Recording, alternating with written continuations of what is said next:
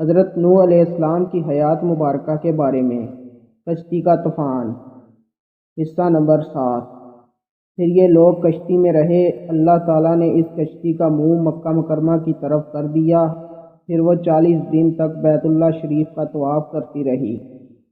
پروردگار عالم جل جلالہ نے زمین و آسمان کو پانی روکنے کا حکم دیا، چنانچہ ارشادی باری تعالیٰ ہے۔ ترجمہ: اور فرمایا گیا، اے زمین تو اپنا پانی نگل جا، اور اے آسمان بس کر تھم جا۔ پھر پانی سکھا دیا اور کام پورا کر دیا، اور کشتی جودی پہاڑ پر جا لگی۔ اور فرمایا گیا کہ نا انصافی کرنے والے پر لعنت ہو۔ پھر حضرت نوح علیہ السلام نے وہاں سے کوے کو بھیجا کہ جا کر خشکی کی خبر لے آئے۔ کوا مردار کھانے لگ گیا، دیر ہو گئی، نہ آیا تو حضرت نوح علیہ السلام نے کبوتر کو روانہ کیا تو وہ خشکی کی خبر لے آیا۔ حضرت نوح نے جب خشکی کی خبر سنی تو جودی پہاڑ سے نیچے اترے اور وہاں ایک بستی بنائی جس کا نام سمانین رکھا۔ پھر وہاں ایک دن جب صبح کے وقت لوگ اٹھے تو ہر ایک کی زبان بدلی ہوئی تھی۔ 80 زبانیں بولتے تھے، جن میں سے اعلیٰ زبان عربی تھی۔ حضرت نوح علیہ السلام کو پروردگار عالم نے سب زبانیں سکھا دیں۔ آپ ان سب کو اپنی اپنی زبان میں سمجھاتے تھے۔ حضرت قتادہ رضی اللہ تعالیٰ عنہ فرماتے ہیں کہ حضرت نوح علیہ السلام کی کشتی میں مسلمان لوگ رجب کو 10ویں تاریخ کو سوار ہوئے۔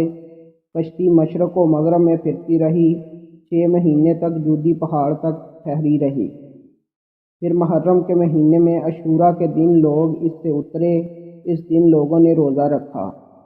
مسند احمد میں ہے کہ جناب سرور عالم صلی اللہ علیہ وسلم نے چند یہودیوں کو عاشوراء کے دن روزہ رکھتے ہوئے دیکھا۔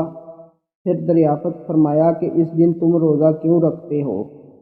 انہوں نے کہا، اس دن پروردگار عالم جل جلالہ نے حضرت موسیٰ علیہ السلام اور بنی اسرائیل کو دریا سے پار اتارا اور فرعون کو اور اس کی قوم کو غرق کر دیا تھا، اور اسی دن حضرت نوح جودی پہاڑ پر لگے تھے۔ بس ان پیغمبروں نے خدا کا شکر ادا کیا اور روزہ رکھا تھا۔ تو آپ صلی اللہ علیہ وآلہ وسلم نے فرمایا، پھر موسیٰ کے ہم زیادہ حقدار ہیں اور روزہ رکھنے کے بھی زیادہ مستحق ہیں۔ پھر آپ صلی اللہ علیہ وآلہ وسلم نے اور صحابہ کرام نے اس دن روزہ رکھا۔ جودی پہاڑ سے اترتے وقت پروردگار عالم جل جلالہ نے فرمایا۔ ترجمہ: فرمایا گیا، اے نوح سلامتی اور برکتوں کے ساتھ اتر جو ہماری جانب سے تجھ پر ہیں اور تیرے ساتھ والوں پر۔ امام ابن اسحاق کا فرمان ہے کہ جب پروردگار عالم جل جلالہ نے طوفان بند کرنے کا ارادہ کیا تو زمین پر ایک ہوا چلائی جس نے پانی خشک کر دیا اور آسمان کا پانی بند ہو گیا۔ جزاک اللہ۔